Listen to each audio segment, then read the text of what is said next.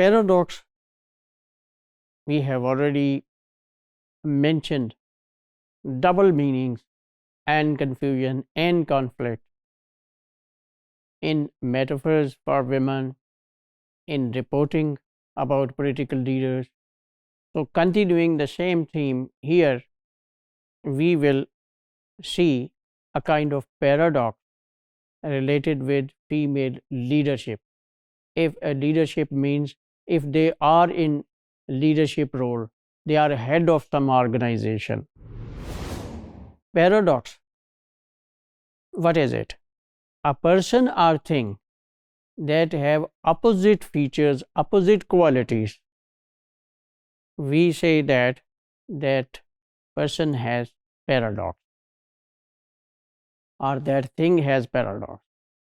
For example, he is a comedian, but in his personal life he is unhappy.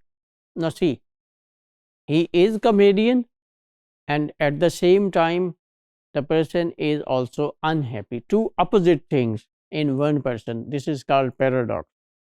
Women are better communicators than men. We have discussed it.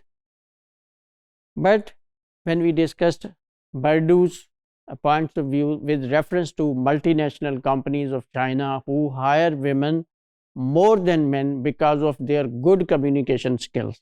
So they are good communicators but have less power than men. They are better and at the same time they are less powerful. This is a kind of paradox. We said in the last module that difference in speech style does not matter. Men can opt style of women and women can opt style of men. What matters is difference in value given to the ways of speak. Whose way of speaking is important? This is the real thing that matters. If we see modern leadership styles, actually this is topic of management and business, etc. So both in politics and business, women's speech style is more desirable. When they talk about leadership style and characteristics and qualities of an effective leader, the management scholars think that we should opt women's speech style to become an effective leader. But paradoxically, females in leadership roles are not desirable. This is a kind of paradox.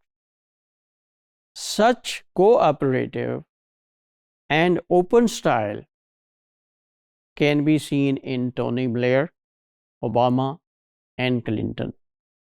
Now, these are all males. And when we say that leaders should have female style of speech, so these three males also share female style of speech. They are males, but their speech style is taken from females. How?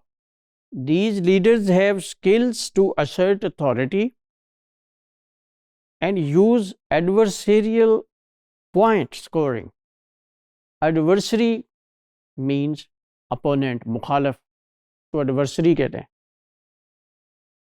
And point scoring, if one person says something against you or your party or your manifesto, etc., or your political program or political leader, so you you pay him or her in the same coin.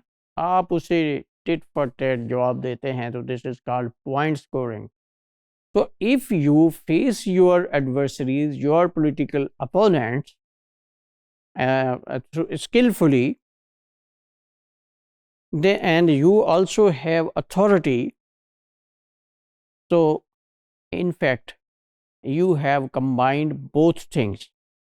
Authority comes from malehood, and this skill to point scoring, while controlling your emotions, while taking care of relations with others, and expressing your points of view with sincerity in a convincing manner, it comes from femalehood.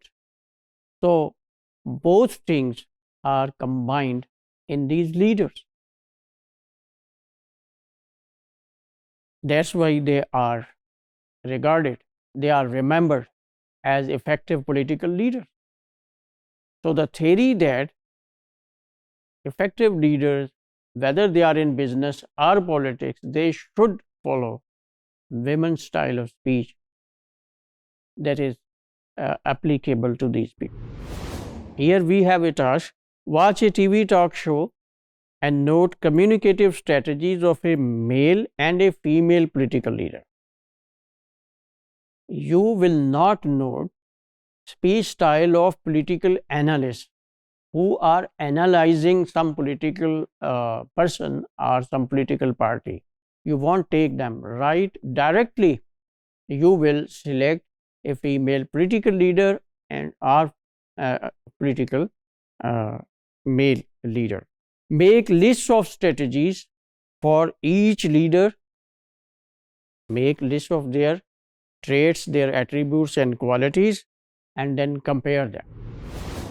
A male political leader, continuing our topic, gets prominence in talk if he adopts feminine strategies. This is what we concluded before the task. Now the question is why? Why effectiveness of leadership relies on female speech style? The reason is obvious. Good interpersonal skills are thought natural with women. That's why they are not prominent, because it is something that is part of their nature, that is part of their instinct. It is quite expected. But when males adopt their interpersonal style, their communicative style, because this is unexpected, they become prominent. They are highlighted. But the case of female leaders is complex. Now, if we come to females, what happens? If they assert authority, even politely, they are regarded unfeminine. When men opt their style, they become prominent. But when female political leaders opt the authoritative style of male, they become unfeminine. And we can say that they are actually walking on a tightrope. This is a very difficult situation. Gender stereotyping does not accept authority with a woman, because this is something unnatural, that a woman also has authority. So we conclude that gender and language has complex link with politics. This is not something very simple or straightforward. Both men and women political leaders, they have to take care of impression management before their audience. To this end, they may cross over each other's speech style. So it means that what matters is one's impression on the audience while talking with them. And to maintain that impression, political leaders can opt style of males or females.